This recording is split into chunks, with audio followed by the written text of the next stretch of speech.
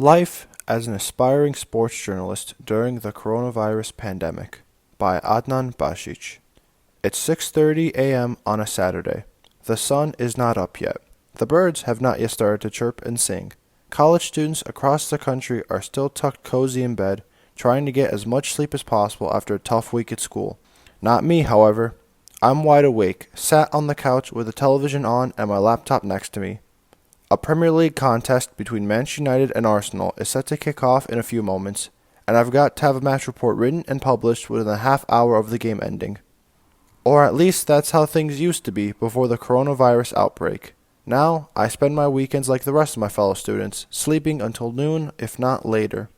The rapid spread of the coronavirus has shut down each and every sport on the planet, which means there's nothing to watch and nothing to cover for sports writers like me.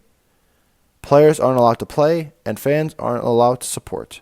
That has left a gap in the lives of many who are obsessed with their choice of sport, as they now have to turn to other forms of media.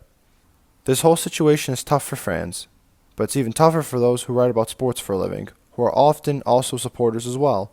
Now, with the absence of live games, journalists like myself are grasping at straws when it comes to article topics, forced to write about the distant past or unknown future.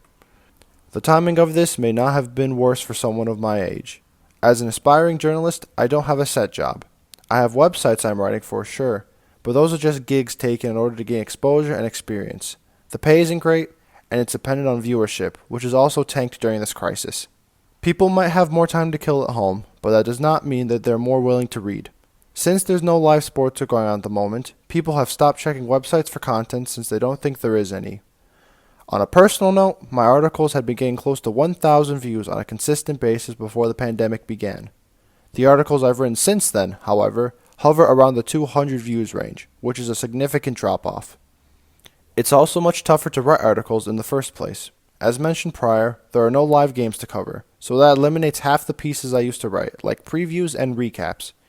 Even if I have a solid idea, getting it done is a different challenge altogether. Quarantine has given me more free time, but it has given me too much free time. Staying at home all day has ruined my working routine, so mustering up the energy to get stuff done is borderline impossible. For example, I wrote 23 articles in the month of January alone. However, in April, I have only written 3. My goal at the start of the year was to write 200 articles, but I'll be lucky to get to 150 at this rate. Dealing with the coronavirus pandemic has been difficult for everyone. People are trying their best to live life as normal while following self-isolation orders, and they're not even sure when quarantine will be over. However, everything passes in time, and once this all subsides, it will be a time of relief and celebration. Players will return to the field, supporters will return to stadiums, and sports writers like myself will finally be able to return to writing about the games they truly love at the early hours of a weekend morning. I, for one, cannot wait. Until then, I guess I'll just have to enjoy sleeping until lunchtime.